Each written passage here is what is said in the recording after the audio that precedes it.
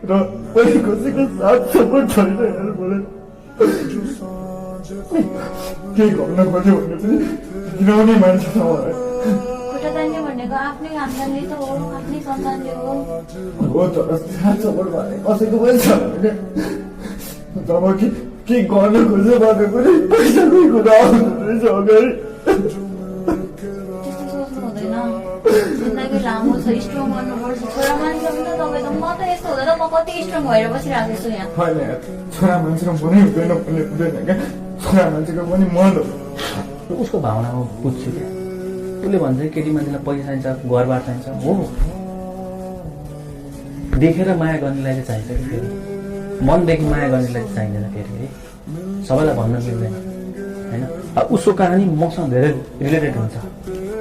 जब मसँग केही कुरा थिएन नि मेरो साथी कोही पनि थिएन क्या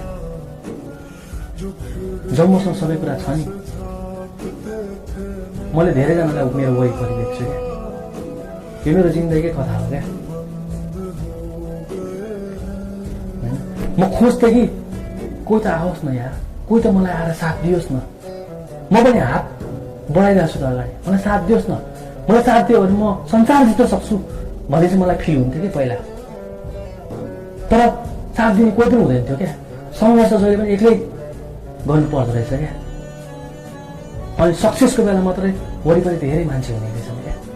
मैले यो कुरा चाहिँ फिल गरेँ क्या होइन म एक्लै थिएँ कोठामा बस्थेँ ढोका थुनेर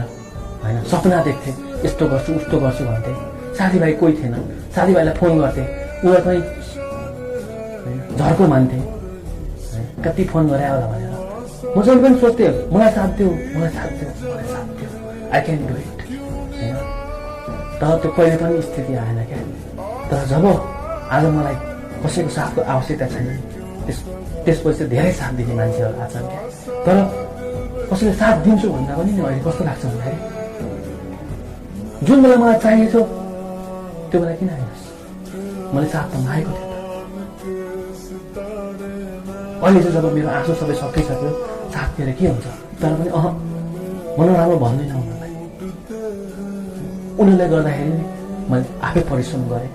चुचुरोमा पुगेँ अनि तल हेर्दाखेरि होइन एउटा जीवनको एउटा ठुलो मेमोरी चाहिँ बनेर बस्यो नि त उनीहरूले गर्दाखेरि हो मलाई अझै गर्न मन लागेको है यो कुरा पहिला म धेरै वर्ष अगाडि जुन स्टेजमा थिएँ ऊ पनि त्यही स्टेजमा छ दुःख गर्ने मान्छे हो दुःख गर्दै जाओस् एक न एक दिन अवश्य सक्सेसफुल हुन्छ